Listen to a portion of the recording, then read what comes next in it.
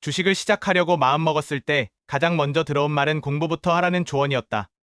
수많은 사람들이 주식 투자로 손해를 보는 이유는 아무런 준비 없이 시작하기 때문이라고 한다. 나 역시 그런 말을 들을 때마다 그래, 나도 공부해야지라는 생각은 했지만 막상 무엇부터 해야 할지 몰라 갈피를 잡지 못하고 있었다. 그러다 직장인 100만 원으로 주식 투자하기를 읽게 되었다. 이 책은 주식에 대한 실질적인 접근 방법과 초보자가 꼭 알아야 할 기본기를 쉽게 설명해 주었다. 주식 입문자로서 내가 얼마나 무지했는지를 깨닫게 해준 의미 있는 첫 투자 책이었다. 책을 읽으면서 가장 먼저 들었던 생각은 내가 지금까지 알고 있던 건 정말 아무것도 아니었구나 하는 반성이었다. 지금까지의 나의 투자는 단순히 스마트폰에서 차트를 몇 번 훑어보거나 PER 주가 수익 비율 수치 정도만 보는 수준이었다. 그나마도 누군가가 PER이 낮으면 저평가 종목이라던 말을 듣고 흉내낸 것이 전부였다.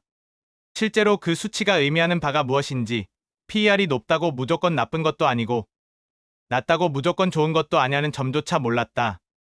책을 통해 그런 표면적인 정보만으로는 결코 올바른 투자를 할 수 없다는 사실을 깨달았다. 특히 이 책에서 강조하는 점은 전자공시 시스템 DART를 적극적으로 활용해야 한다는 것이었다. 기업이 분기마다 발표하는 보고서 즉 분기보고서, 반기보고서, 사업보고서 등을 직접 읽고 해석할 수 있어야 한다는 것이다. 나는 그동안 그런 보고서가 있다는 것조차 잘 몰랐고 심지어 회사의 재무제표를 보는 법도 전혀 알지 못했다. 그런데 책을 통해 재무상태표, 손익계산서, 현금흐름표 등 기본적인 재무제표의 구조와 있는 법을 알게 되니 마치 안개 속에 있던 길이 서서히 드러나는 느낌이었다. 숫자 하나하나에 담긴 의미를 이해하는 것만으로도 투자에 대한 관점이 완전히 달라졌다.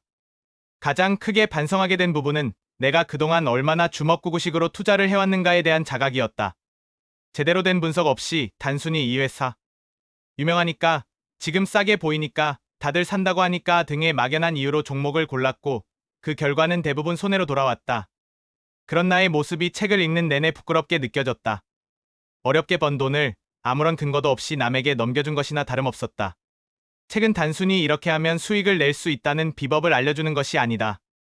오히려 차분하게 그러나 단단한 어조로 말한다. 주식은 투기나 운이 아니라 철저한 공부와 분석을 바탕으로 해야 하며 기본을 모르면 시장에서 살아남을 수 없다고.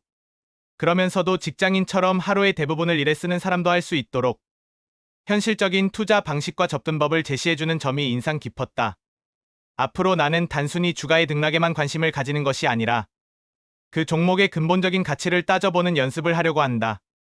최소한 매수를 고려하는 종목이 있다면 그 기업의 최신 분기 보고서를 읽고 최근 실적이 어떤지, 재무 구조는 어떤지 등을 확인한 후에 매수 여부를 결정할 것이다.